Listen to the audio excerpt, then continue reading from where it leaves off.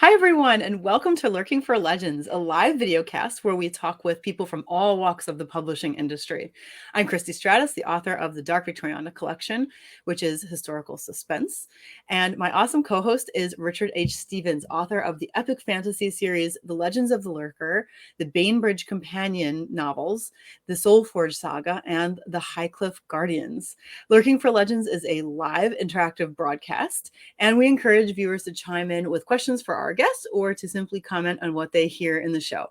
So tonight we're excited to have horror author Eddie Generous. Welcome, Eddie. It's great to have you. Eddie. Hi, thanks. Awesome. So as always, let's just start out with you telling a little bit about yourself and what you write. I guess to start with myself is I'm a Canadian. Everything I write is very Canadian, even though sometimes right before I send it out for submissions, I switch everything to like Minnesota because it's very, it's like right there with weather and stuff. It feels kind of almost Canadian. I write a lot of words, mostly horror, some adventure horror, and then general fiction. I do write that, though that is less apparent in my catalog of books. So I also run Unnerving, which is a small press. I think I've put out, 60 or 70 books through Unnerving by various authors. The most popular series has been the Rewind or Die books, which have done fairly well, like surprisingly well for a very small press. And then there's also a magazine that comes out whenever I get around to it, type thing. And before we started, just during your introduction, you were saying that you write a lot of words, and that is an understatement.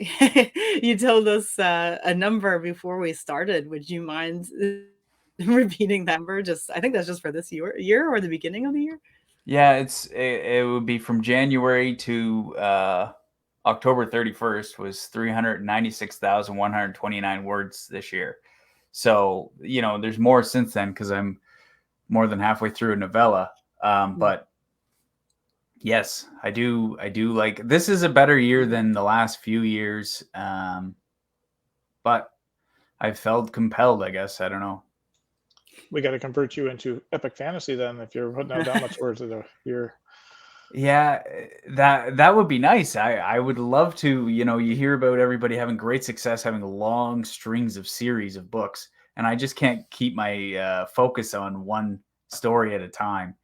So I end up with a lot of short stories that, you'd never even be able to sell them all because it's just too many, and there aren't that many publications out there. So I do write a lot. It seems like it's what keeps me happy, though. So that's, it's like my only vice, I guess. I don't know. So we're talking about all the different books that you've written or you've been part of. As I was going through your website, I counted at least 23 books, and that's amazing. And from what I can see, most of those have released in the past 2 years, if I'm not mistaken. Just going by the little dates on that, that is more than prolific. How do you put that much content out in such a short time? Was the stuff written beforehand and you're just starting to let it out now, or you just grab the bull by the horns and you're just going? No, it's more of a focus on particular. Once I learned that, well, I'll drag it right back to my first book with Severed Press. I was testing myself because I am a quick writer, and I wanted to see if I could write a whole novel in 10 days. So at day 9, I reached 61,000 words, and that was the end of the book. And I was like, oh, that's enough, because I'm like in terrible back pain from sitting on the computer chair this long. And, it was very stupid. I'll never do that again. But I'd sold a couple things, standalone books before, many short stories, but a couple standalone books before that. And so I wrote this book, and I hadn't been able to get a novel sold. And then the novel I wrote in 9 days sold 30 days after I submitted it. And then I was talking to the editor there, and he's like, well, as many books as you can get me. So instead of me just writing whatever came to mind, I was like, well, let's make sure that big monsters come to mind more often than not. So it takes me, one of these novellas usually take me under 2 weeks to write. And then that gives me time. I go through it once more about a month later, and then a couple weeks after that, I'll go through it again. So that's usually those books are almost always 30,000 words after the first one was 61. It just feels like a very good length to that kind of story, because it's a lot less about character development. Like, there has to be some of that there. You just don't care. But character development isn't as huge as it is, make sure there's lots of action, which I don't know. I find whenever I'm writing action, my hands actually speed up. I'm like, trying to get it out. So that's kind of how those all come together. That's so true. I find if I'm in an action scene, I write a lot quicker. My music gets heavier, and the scene, I get a lot more words out per paper. But I can't write that fast. Like, a good day for me is 3,000 words. I think I might have hit 5,000 words a couple times. Do you dictate, or do you just type, and you're just that fast of a typer? I type with about 3.5 fingers too. So Oh yeah, I'm a hunting pecker too. Yeah. Yeah. But I've developed like my own home row. I don't have to look at the keyboard. I know where the buttons are, even with just a couple fingers. But yeah, and I don't know. I don't run out. Like, I will go until I've heard authors use the phrase like leaving some in the tank for tomorrow, like where they have a little idea where it's going to start off tomorrow, because I don't plan anything out. I don't do that. I keep finding like that little bit left in the tank. There might be like, there's more hiding underneath that. So I'll usually go, if I'm really ambitious and digging the story, I'll go until I'm physically, like, my back's starting to hurt and things like that. So I think my very best day ever, I think I hit 12,500 words, but that's not common. That only happened once, but I have hit 8,000 several times. So, and over how long is that? Like, when I'm doing a long stretch, it almost always works out to 800 words an hour. So the 12,000 day, I'm gonna guess I was at my computer 16 or 17 hours. Oh wow, okay. So, that's a long time to sit at the computer, and I do. That's like turning Twitter off hours too. It's not like sometimes I do have to go check Twitter though to let my brain catch up to my hands. When I'm writing, it's like I've written all these words down and I haven't computed them yet. But so do you do word sprints per se, or you just go until you can't go anymore? That's pretty much it. Some stories I just some stories I get halfway through and I just finish, despite knowing that I'm probably not going to sub it out, or I'm going to let it sit for. There's some stuff I've written a number of novels that have never subbed out. It's like, that one's not as good as the one that I'm trying to sub out, even though I've surprised myself before where people are like, this story's great. And I'm like, that was okay, I guess. But it's not always.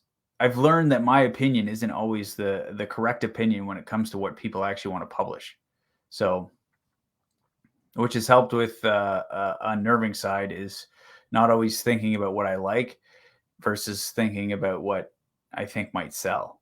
So that's a tough one, I think, for a lot of authors who really have something that they're interested in writing and that they're passionate about and everything. And, it ends up being that question, do I write what I'm passionate about, or do I write what's going to sell and make money? And I think a lot of people may end up writing what they're passionate about, even though they want to make money. And it's such a tough thing to stop yourself from doing in a way. But obviously you're saying, like, for unnerving, tell us a little bit about unnerving itself. And you're saying that you're looking at what's actually selling, which makes total sense for a small press, of course, since you're handling other people. Right. And as far as what's selling, I kind of just looked at it was two parts of it. And this is scrolling back a bit, and it's a bit like a swear word, but when Trump came in as the US president, I was like, okay, we're going to get rid of anybody who is racist, and we're going to publish as many people of color and women and everything just to piss these people off. Like, that was part of it. And then the other part of it, I watched, watched Spike Lee's masterclass, and he was talking about how stupid everybody is in the film industry, and that they don't recognize that people of color are like a market, an unexploited market of their own. So I was like, okay, I'm going to open a call for pitches of books that remind you of VHS horror, because I was also like, despite everybody misremembering how things actually were in like Stranger Things times, everybody likes Stranger Things, and this whole nostalgic wave. So I was like, okay, let's put these three things together. And I opened for just pitches, which really pissed people off, because nobody's just open to pitches in the small, like, for fiction. It's like not a thing. But I was like, okay, I'll do this, and I'll try and get as many books by women. So half the pitches I agreed to came in. A lot of people just, even when they were given the green light to write this thing, like 70, like I was like, I'm probably going to take it if this is written in like good English type thing. And it meets what you've described. Still, half the people didn't show up with their books, but that's fine. So it's worked out much better than me being like, okay, this is what I like, which I did for the first few years. And since then, I don't know. All the most popular Rewind or Die books are definitely not my favorite ones. And I don't mean that like negatively. I mean, like, there's other books in the series, and I'm like, how is this one not the one that's doing really, really well? But what do I know? I don't know. It's just as funny. I have no understanding of exactly why things work and some don't. But I just kind of followed the trends, and now it seems like big publishing houses are doing, maybe not for the same reasons I did it, but they're kind of following the small press lead, especially because long before I did anything about pushing more women in horror and people of color in horror, the small magazines and anthologies were already doing that in a way. I just took it a bit bigger. Yeah, I like a lot of what you're saying. I've heard also that when you happen to publish a book at the same time as a big movie comes out that is kind of representative of what you're doing anyway, it tends to sell, your book tends to sell a lot more. So it makes so much sense what you're saying about Stranger Things and kind of veering that way. So I really appreciate that. And it's so funny that you say about like the books that you think should make it or should be the most appreciated, because I feel that way about movies as well, where I'm a big old movie fan. And when I watch these old movies, a lot of the times the ones that have the highest rating on IMDb are the ones I like the least a lot of the time. And then there's these underappreciated ones where I'm like, where were people with this? Why do you think it's not good? It has all this great stuff. So it's so funny how it's actually difficult for us to sometimes see how like the majority is viewing things. And it's kind of nice to hear that from a publisher as well, someone who publishes other people's books. Right. Well, it's impossible to know for sure. And there's a lot of duds that I put out and I'm like, come on. But I think for the most part, a big part of it, I guess, with Rewind or Die is that I actually really, really like VHS horror.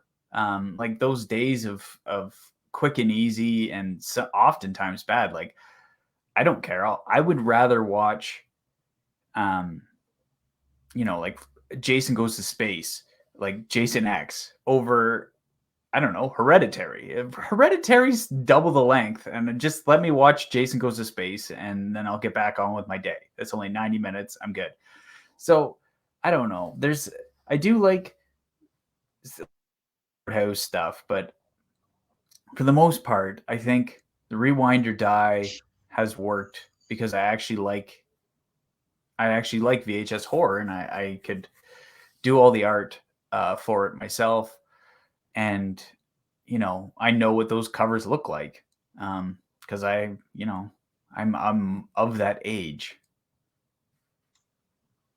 So I'm going to change topics here altogether. And when I posted your blurb on Facebook first thing on Wednesday morning last week to introduce who we're going to have for a guest on Lurking for Legend this week, your write-up said Eddie Generous has fallen off 3 different roofs. We'll get to that in a minute, and been lit on fire on multiple occasions. So my obvious first question was going to be, how the heck do you get lit on fire not once but on several occasions?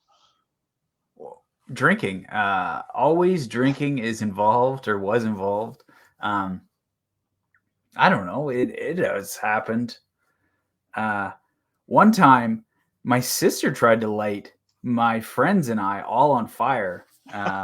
She was a junkie, and we were partying. I'd renovated the old chicken coop at my parents' farm and like cemented the floor and insulated the walls. And she like put the hook and eye latch lock in and covered the outside of the building with gasoline. That time she didn't light it, but there's other times like farm. I don't know if you guys are from farms, but on a farm, you sometimes just get lit on fire. It's like something that happens. My stepfather on the farm, I don't recall anyone getting lit on fire. Well, he So probably writing what you know is this Yeah. explains why you write horror, because I would imagine if you're stuck in a chicken coop and someone lights it on fire, a lot of horror is going through your mind at that point. we didn't know until somebody came and was like, "Hey, this door's locked," and let us out. And then we're like, "Hey, the building's covered in gasoline." And then somebody's like, "Yeah, I just saw your sister with the gas can." So she got scared away by somebody who was outside, probably taking a piss at the time, because there was obviously no toilet in the chicken coop. But I don't know. I think there's also accidents, but there usually are drunk things. All the times I've been lit on fire. Yeah, I would have been maximum age, I think 20. So it's been a while. I just think it's funny to add that in my literary thing, because it's like everybody writes, they went to whatever fancy school or this or that, and it's just like, well, I didn't. I did this instead. So Well, I'm thinking I kind of lived a sheltered life, because David M. Kelly here is saying I knew a guy who got set on fire several times a week, and maybe I've been doing things all wrong all this time. But anyway, to jump from that, and no pun intended, what is with falling off roofs 3 different times? Were you roofing and you just stepped on a loose shingle, or what's up with that? No, one time I got really, really lucky. I was painting, and I guess it's like fallen through one roof should be there, but then you get too long in the bio. So the luckiest time, I was on a barn roof, and I was painting the barn roof, and I just stepped in the wrong spot, and I shot down through, and there was one pile of round bales that were stacked up, and I landed on it, and I didn't even because I was going to change the CD that I had in the CD player up on the roof, and I had the CD on my finger, and I fell through the roof like this, and I landed on my ass on a hay bale, and I didn't even scratch the CD. So I just went back up. I grabbed a hammer and some tack nails and fixed the hole I created, and then continued on paint and changed the CD. But I didn't scratch it. So that was one time. Other times it was like putting up Christmas lights once. I just slipped off. It was too icy. Other times, Chevy Chase. Yeah, pretty much. Maybe Like, that's when they wrote that movie. They saw you do that and they go, "Oh, that's a good idea." oh no, that was I should have learned from Chevy Chase's mistake because I'd seen that movie countless times before I fell off. So Jennifer Schlag, one of our viewers, is asking, "What CD was it? Do you recall what CD that you saved?" Obviously, you had priorities there. Yeah, it was All Eyes on Me Disc 2 by Tupac. That's awesome. I remember it completely. It's weird. Mira Blake Baker said, "Lucky landing on a hay bale." No kidding. Yeah, that probably would have, axed this interview. This interview wouldn't have been happening because that was, it was a barn. Wow. So are you going to eventually transition into like horror comedy or anything? Because I'm really getting a kick You out got of some all good this. stories there for sure. I have written some horror comedy and people don't like it. I Oh, have this really? one story called Trouble at Camp Stillwaters, and it's essentially a slasher versus giant monsters, which how could you write that seriously? So I wrote it a comedy, and people were very upset for the most part. Like I think it has like a 3.11 on Goodreads, and there's probably a few friendly people that were just like, "Oh, I'll give him a 4 because I've talked to him before" or something like that. So people didn't think it was that funny. Quite often, my horror comedy doesn't go over, which is weird compared to my stories tend to go over well when I'm telling them. So I don't know. I guess that doesn't translate.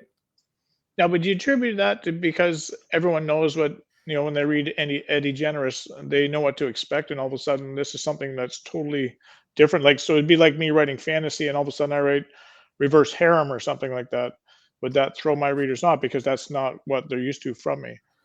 No, and I think part of it is, and I'd had this conversation with Tess Gerritsen once about she had a book that all of a sudden people were like, this is terrible. You shouldn't do that. And it was a recent book. I forget what it was called. It was a pretty good book. Shape of the Night is called. And she said that anytime there's any kind of sex, it like immediately half the crowd is like, up in arms type thing. So quite often, I do have people having sex and funny things happening to them while they're having sex, and that's more it than anything else. Is because I find sex very funny, and other people seem to not find it so funny. But some people just got to lighten up, I think. Hey man, if they bought the book, they can hate it or love it. I don't care. Yeah, for sure. So I was noticing too, as I was reading through your stuff, that you mentioned Minnesota, which is just below Canada, and of course, I think Minnesota gets a lot worse weather than a lot of our Canadian provinces. At least I'm from Southern Ontario, so Mm. we're probably farther south than Minnesota. But you say the story takes place in, at least Hetty takes place in Thief River Falls. Yeah. Am I still here? Yeah, I think so. And I had, sorry, it looked like we just blanked out there for a minute. Yeah. That just seems like an awesome name for like a fictional story, and it's actually a real name. Now, what do you know about Thief River Falls? Did you actually live there at some point, or you just visited? Or how did you get that name? That one is that part of the story is because the train used to run through there. There used to be a train track that ran through there, and I needed the people to be getting off the train in a certain spot. That's really it for that part of it. There are other towns that I make up in it, but I had to I wanted to make sure that a train ran through one place.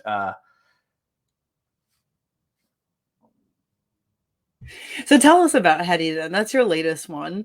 Tell us a little bit about it and what kind of horror it is, because I know there are lots of subgenres there.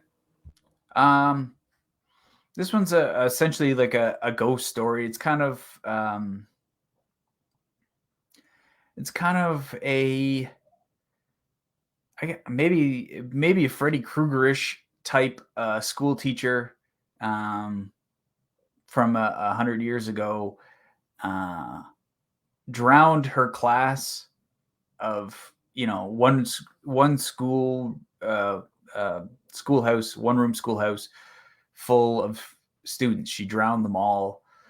And then the town, this is all happens in the opening chapter, so I'm not really like giving anything away. You can read this in the Amazon preview. But they drown her instead of waiting for the authorities to take, whatever steps for retribution. So they drown her, and essentially has been coming up through the pond to take new students, and the students disappear. And as it was any ghost story, the locals just want to ignore it. They're like missing people.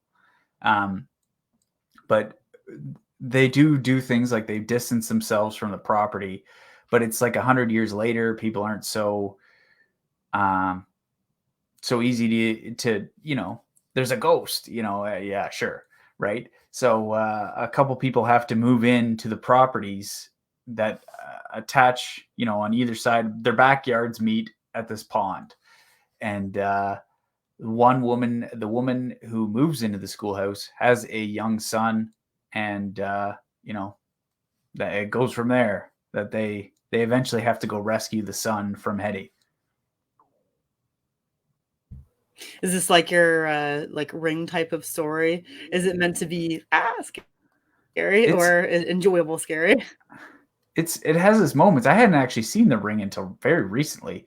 I just never got, that was just, I don't know why, but I don't know. It definitely has it has lots of moments of things coming up through drains. Kind of like The Ring has its moments. It's and it has animal metamorphosis and a lot of unbelievable things. Hopefully I've laid the groundwork in reality enough that you can buy into it.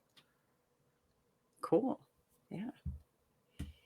And I think we have a comment here that we can read. So Jim Heavey says, being from Minnesota, do you think you were inspired by real life horror villains?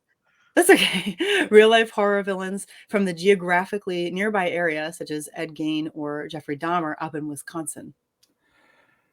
No, because that story originally took place up near Hope, BC. And it was mostly inspired by hitchhiking I did in Southern Ontario as a youth. So I guess I just kind of moved it to Minnesota because on a map it's like just bumping it down a few hours a trip. So it wasn't inspired at all by anything there, even anything on the the western half of North America. Most of the story in my head, I'm pulling back to things I remember from childhood up, in Ontario. So, it didn't. I'm trying to think of what exactly maybe inspired that one. Once I got past, because I always just write myself into stories. Maybe that's why so many novels don't sell that well. But I write myself into the stories for a large part, and then the freaky stuff takes over. I can't quite remember any direct inspiration on that one because it has been. I think I wrote that maybe 2017, and since then I've written a great number of other things. So I do forget exactly where some stuff comes from. So that's actually what I was just about to ask you, is where do you get your ideas and inspiration from? Like horror is a pretty specific genre. Did you always like horror? Did you grow up liking it as a child, or what actually turned that screw to make you want to write horror? I think, well, the first that got me into horror, I think, my parents had this great big satellite dish. One of those, you remember those ones that were like, big as your car?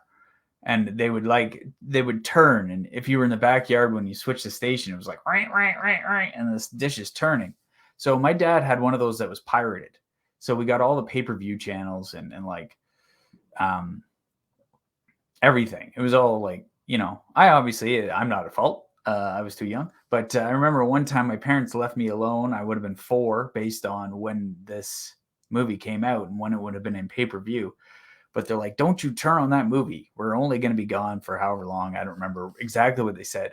But as soon as they left, I turned on Child's Play, and it scared the hell out of me. So that's my earliest horror memory. And then years later, we moved to another place, and I used to go rent all the Stephen King TV movie adaptation type things because they'd always come in like you get like I remember The Stand was 4 cassettes. So you'd get for 99 cents, you'd get 6 hours of watching instead of just an hour and a half. So there was that. And then I'd mostly been reading classic stuff like Dostoevsky and Sir Arthur Conan Doyle and things like that. And then one day I traded a guy on Kijiji a bunch of limited edition Montreal Canadian stamps that I just grabbed one year, and they'd gone up in a bit of value. So, and I traded him for a big box of old hardback books. And one of them happened to be The Shining, which was my favorite movie. And then I read the book, and it's definitely my favorite book. And it literally, like, I was like spooked, like full on checking over my shoulders, spooked. I was in North Bay at the time, and I was reading, that year, I think there were 8.5 months of winter. Like there were like people dying all over, and nobody's cars were starting like for the whole winter that year. And so I was like reading it in the dead of winter in the middle of the night, and, perfect conditions to read The Shining. So that's probably where that started. That's where my writing shifted from really bad general fiction to really bad horror. And then, a few more years of writing, and I'm not so bad now. You're muted, Richard. Thanks, Christy. Sorry, I said that's awesome. I love the analogy of North Bay because my uncle's from North Bay, and I get it. I remember we went to a winter carnival up there, and it was all taking place on the lake at North Bay. Mm-hmm. I can't recall the name of the lake there, but we actually got in a helicopter that landed on the frozen lake, and away we went. And they had trucks on the lake and everything. It was just the ice gets so thick up there; it's amazing how thick it is. And I was just going to ask, Christy's got it up there now, and maybe as a horror author, maybe you might be able to explain this for us. Why does everyone get so worked up about clowns? And I've always wondered that too. Like I always thought clowns are fun, or they reminded you that it's time for lunch at McDonald's. That it always baffles David. It baffles me as well. Do you have an insight on that? I think it's actually just Stephen King. He ran with which serial killer was it that It? Are you talking about It? Right. Yeah, he wrote It, but I mean there was a real serial killer that was also a clown. But I really think Pennywise and It changed the whole viewing of clowns. Because maybe some people were intimidated if they met a clown as a little kid or something, right? Because it's like kind of like this big goofy in your face monster of a thing. But I don't know. Clowns don't scare me. Now, if it was like a clown who's going to eat my head, okay, that's something to be afraid of. But generally, I also don't get it, and I don't usually buy when people. And this conversation comes up sometimes when you're amongst horror writers, and it's like, well, what scares you? And people will say a clown, and it's like, well, I don't believe it. Like I don't buy that you're actually afraid of clowns. You're just grabbing onto that easy thing. Yeah, I would think that anything that was going to eat my head, I think that would scare me. Yeah. So I don't think it has to be a clown for that. But Jim Hebe was saying that John Wayne Gacy was a serial killer clown, and then Anita right after that said John Wayne Gacy was a clown as a hobby. So maybe that had something to fuel Stephen King if that Stephen King released that after. Because I think Pennywise is she's kind of a new thing, is she not? She's within the last 4 years or so. Pennywise? No. Yeah, as far as I know. Pennywise was from 1981 or 2. Oh wow, she's just become popular in cosplay then. Like I finally I see her in cosplay all the time now when I'm doing Comic Cons. I never saw her before. Maybe I was just in the wrong place. You might be right when she came out. I'm just thinking I'm not a horror fan, so I don't watch that stuff. And I just I noticed think you Pennywise. also might be mixing two clowns together. I could be. Pennywise is a dude. Oh, okay. Who's the female that has that bat? Harley from Batman. Oh, She's I thought that was Joker's wife or Pennywise. something. I'll just be quiet now. Let you go on there. I'm surprised I knew that. It shows you how much I know. That's for sure. Someone's going to hate it, scary, whatever it is. Yeah, that's funny. Do you watch the kinds of horror movies that you write, or do you watch like all kinds of horror and then write one kind of specific horror? Oh no, I watch and write anything that interests me. I don't plan on writing any type. That's not true. I do sometimes plan, like if I'm going to say write a Sasquatch thing, that I have to keep it within the realms of what Gary at Severed Press wants.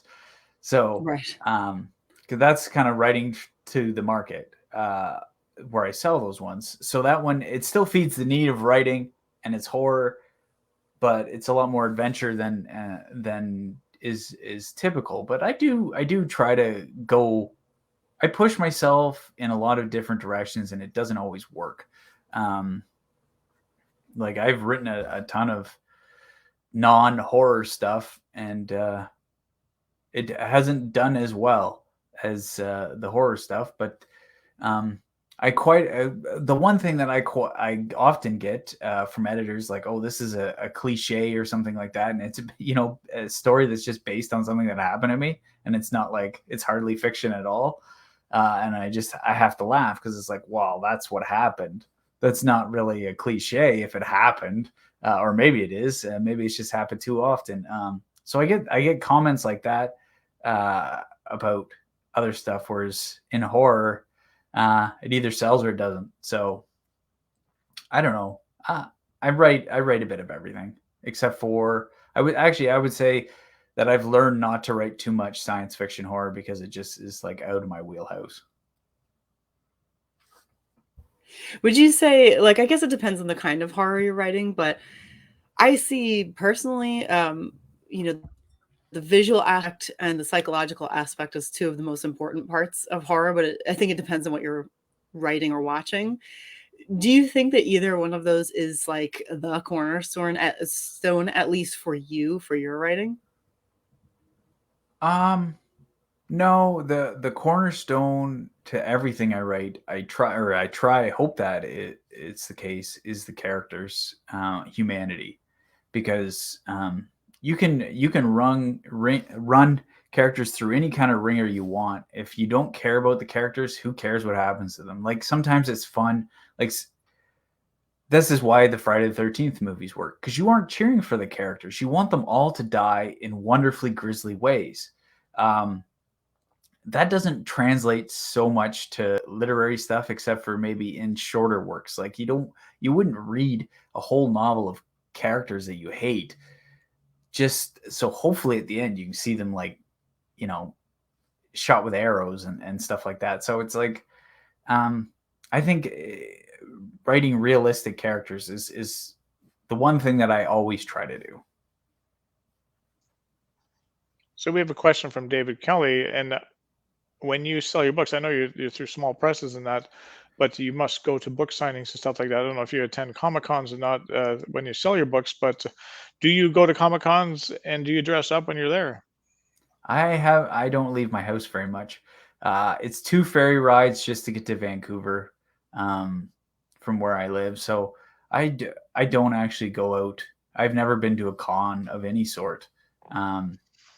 So I wouldn't dress up though. The only thing I've joked with friends because I don't like, and this is before the Rona, but I don't like all the touching that people do at these things. I've seen videos of, and they all hug each other, and it's like you don't even know each other. Stop touching. That I would wear the chest plate from Total Recall with Quado on it, and he'd be all greasy, and so nobody would want to touch me. That would be like the dress up for me, that I would wear that. It'd be like, this is a hug-free zone, guys. We're just gonna have Quado here in the middle. That's awesome. I think you drag a lot of people in your booth just because of the costume. That's good. Love Total Recall, by the way. That's a great reference. I was also wondering, just like David, if you go to Comic Cons, because I was looking behind you and it looks like you have a lot of comic books there as well. So, I would think that, but you're right about the touching. Yeah, that's a bit. Yeah, and the comic books all come off eBay. Okay. Because where I live, you can't even buy it. There's no bookstore. There's no new bookstore. And there's no comic book store. So 2 ferry rides, huh? Too many. Yes. Well, and they're not cheap either. So it does keep me at home. So I see we're getting near the end of our show here, and before we let you go, I want to know what's and you went to touch on this, but what's next for Eddie Generous? I know you don't write a lot of series per se, but what's coming down the pipe? Well, a sequel actually is the next thing, which is funny. I say I don't write series, but I did manage to write this one, and I think it's because I didn't give myself a break. I wrote It Came From Space, and then It Came From Space 2. Right back to back, so it could almost be like there was an intermission or something in a novel. But so It Came From Space is a story with, on a distant planet, a giant alligator-like creature happened to be in its pool when there was the planet's core heated up and exploded. And burst the planet, kind of like a catastrophic event, which instantly sent the giant pool of water the gator was into space, freezing it. And for millions of years, it hurtled through until it plopped down into the Pacific Ocean. And it was dead, but it was pregnant. And the egg hatched in the ocean. And, it was hungry. So there's this giant gator-like thing, and they think they kill it, but of course not. So the second one is that, and I don't know when that's going to come out. Severed Press is kind of like, you never know. They just are like, hey, your book's out today. So I'm thinking it'll probably, based on how that usually works, early January is probably when that'll come out. Awesome. And if anybody watching wants to buy an Eddie Generous book, other than obviously on your website, where can they go to find them? Outside the website, I'm going to guess most, because of the way Amazon has cornered the market, that's where to go. Just because they make it so much easier and cheaper than anywhere else. So are you on Kindle Unlimited? Are you exclusive to Amazon, or do you have them wide as well? The Severed Press books are on Kindle Unlimited. The Unnerving books are. I'm not sure about Omnium Gatherum or Seventh Terrace, which are the other 2 publishers that I've worked with recently. Yeah, but they're all there. I don't think any of them bother with Kobo. Just, I don't know, market share problems. Right, and that's where they send their books. That's great. Thank you for being with us this week, Eddie. We appreciate hearing from you and listening to a lot of your comical. Like, you might not write comical horror, at least it not sell, but it certainly was quite comical. Some of the anecdotes you had for us today, that was great listening to them. It's just so. And Christy, what's new in the Christy Stratosphere before we leave? Well, the latest episode of Grimoire of Society of Dark Acts is out. It was episode 11. I can't remember if I already mentioned this last week or if I did it after last week. I've already forgotten when I released it.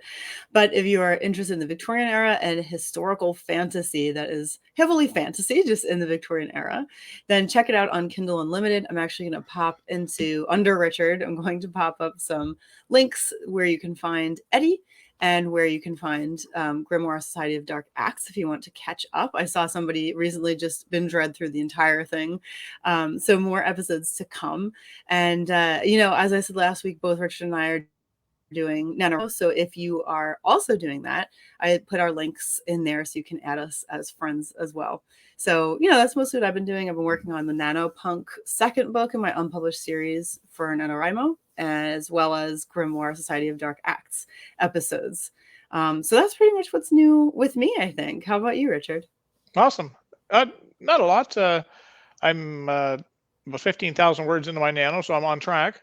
And that's in book 3 in the Highcliffe Guardian series, Windwalker. And book 2, Dragon Sect, actually releases on November 17th, so next Wednesday. And there's a special story of why it released on Wednesday, but I won't get into it here. I generally release my books always on Tuesday. This is the only book that's ever released on Wednesday, because the theory is that the big publishers release their books on Tuesday, so I figured I'd do that too. And not that it's done me any good, but I figured I might as well try and be as professional as possible. And I just found out through Find Away Voices that Keeper the Jewel is now released. I didn't get an email. I actually had to ask him about it, so I'm not sure what's happening there. So we'll look into it. But I do have free audio codes for US and UK residents if they want to listen to Keeper the Jewel for free. Unfortunately, Find a Way is just like Audible. They don't give out codes for Canadians. I don't know why, but I guess Canada isn't the lion's share of the market. So anyway, that's what's new for me. Next week's guest is going to be W.L. Hawken, and W stands for Wendy. Wendy writes edgy urban fantasy with a twist of murder. So you might even like that, Eddie. From her loft near Vancouver, BC. Oh, there you go. You guys might go out for coffee if she takes a couple ferries over to wherever you are. And her novels, To Charm a Killer, To Sleep with Stones, To Render a Raven, I might like that with Raver, and To Kill a King, each a standalone book, but form the Hollystone Mystery Series. So we look forward to, Chris and I look forward to speaking with Wendy next week. And then just as a public service announcement, the following week will be the American Thanksgiving. And Christy and I are actually taking that week off, looking for legends. And then we'll be back in, I imagine that's the first week of December. But so until we meet again, I hope you have an amazing week. Thank you, Eddie, again for joining us. We really appreciate you being here. Take good care.